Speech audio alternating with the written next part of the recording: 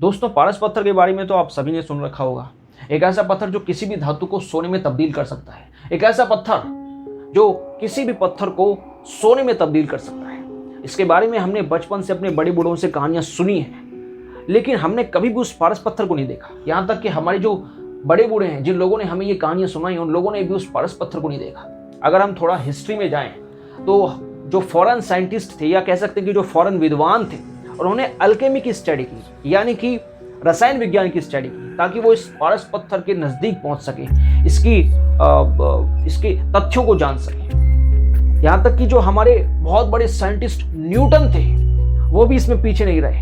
दरअसल वो भी इसके रहस्यों के मोहपाश में बंद गए और अपने जीवन के अंतिम दिनों में उन्होंने इसी पारस पत्थर की खोज करने में अपना समय लगाया।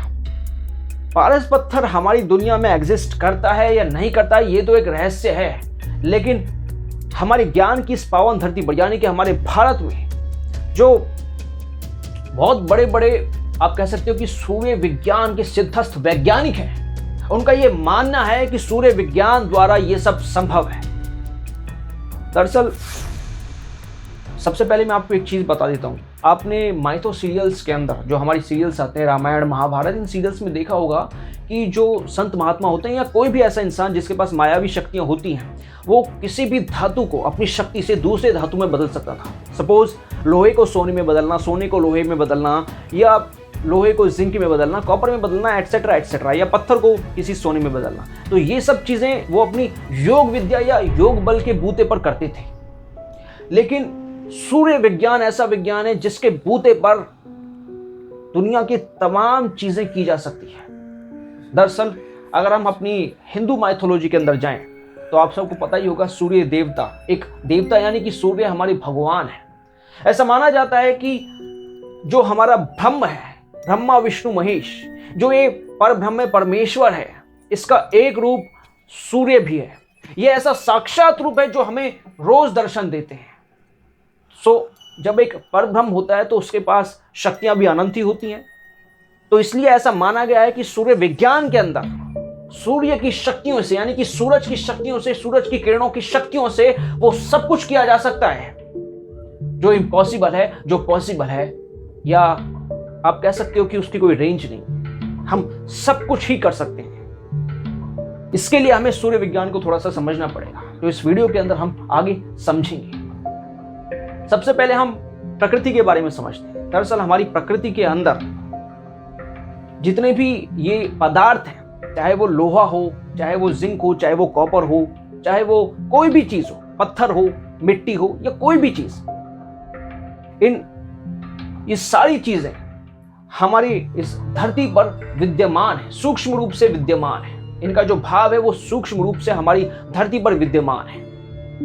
ये हमें दिखाई नहीं देते हैं, लेकिन जब हमें इनकी जरूरत होती है और हम इन्हें प्रकट करने में सक्षम होते हैं सूर्य विज्ञान द्वारा, या किसी भी अलौकिक शक्ति द्वारा, किसी भी विद्या द्वारा, तो हम उसे अपने पास ला सकते हैं। दरअसल अगर इस धरती के अंदर कोई चीज, कोई सोने का टुकड़ा है, तो हमें कभी ये नहीं समझना चाहिए कि वो सोने की ही होगी।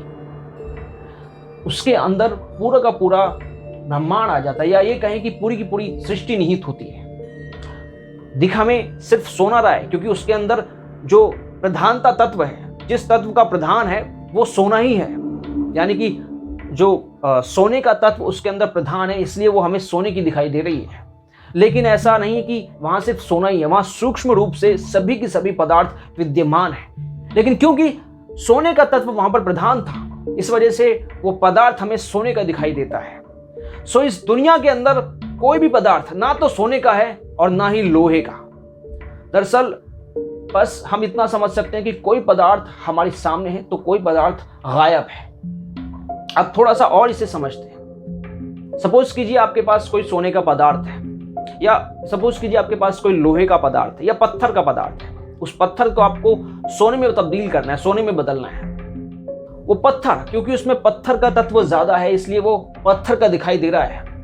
लेकिन उसके अंदर सूक्ष्म रूप से एक सारे के सारे पदार्थ मौजूद होते हैं, जैसे कि मैंने पहले बताया। तो अगर हम सोने के पदार्थ को प्रकट करने में सक्षम हैं, जो सूक्ष्म रूप से अवेलेबल है तो उसे हम स्थूल रूप में लेके आएंगे, यानी कि फिजिकल रूप में लेके आएंगे, और उस पत्थर के अंदर हम उस सोने के पदार्थ के भाव को इंक्रीज करते रहेंगे, बढ़ाते रहेंगे। जैसे जैसे उस पत्थर के अंदर उस सोने का भाव बढ़ता चला जाएगा, वैसे वैसे ऑटोमेटिकली, नेचुरली वो जो पत्थर के तत्व का भाव है वो ऑटोमेटिकली कम होता चला जाएगा, और आप देखेंगे कि धीरे धीरे वो पत्थर सोने में तब्दील होता चला जाएगा, यानी कि सोने में बदलता चला जाएगा, और थोड़ी देर बाद वो पत्थर पूरी तरीके से सोने में कन्वर्ट हो जाएगा। सो ये सृष्टि की एक शक्ति है, ये सृष्टि का एक नियम है, लेकिन इसे वही एग्जीक्यूट कर सकता है जिसकी दृढ़ इच्छा शक्ति हो, जो योग विद्या जानता हो, जो योग बल में पारंगत हो।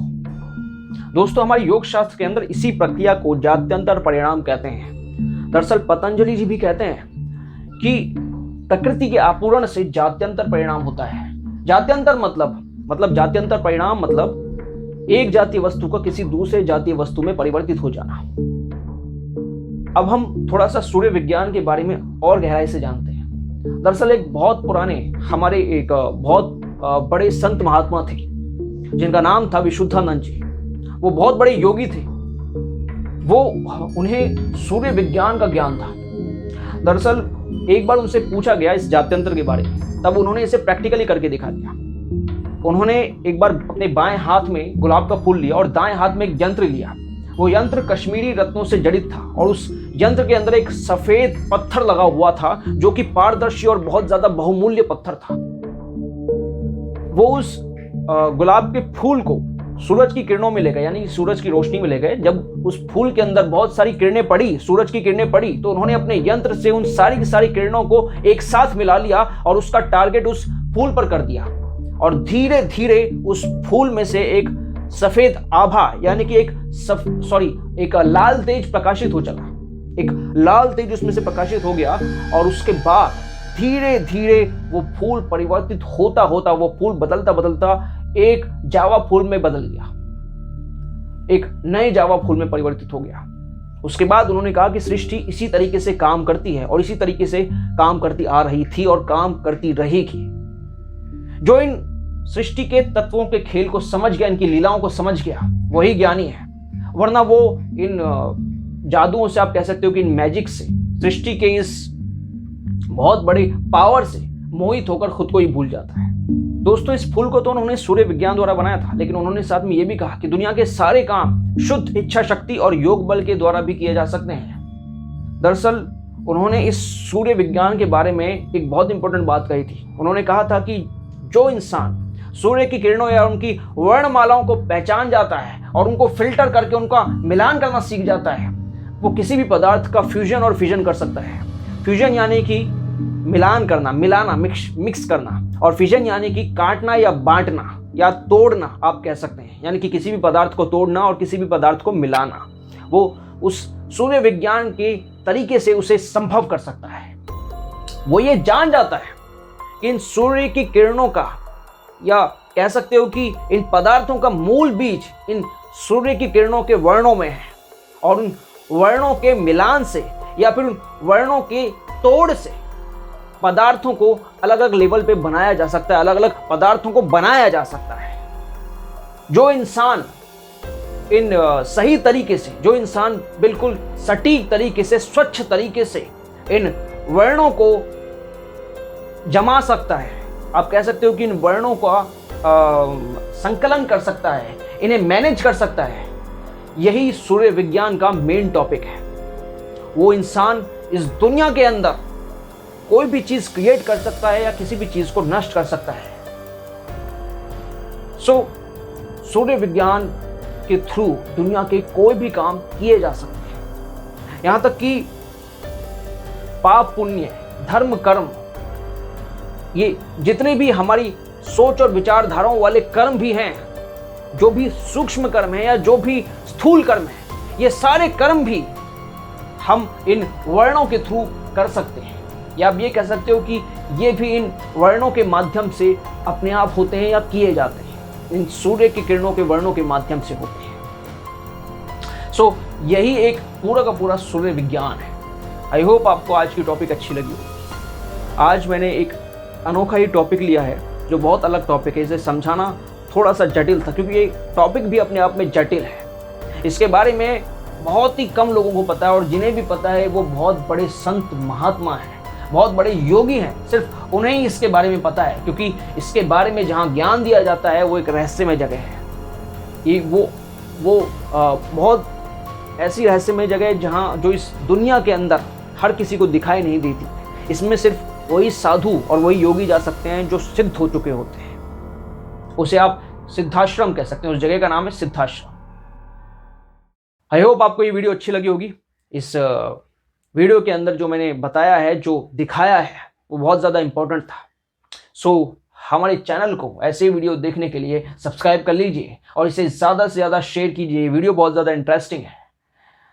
तब तक के लिए अपना ध्यान रखिए। मिलते हैं नेक्स्ट वीडियो में। Take care.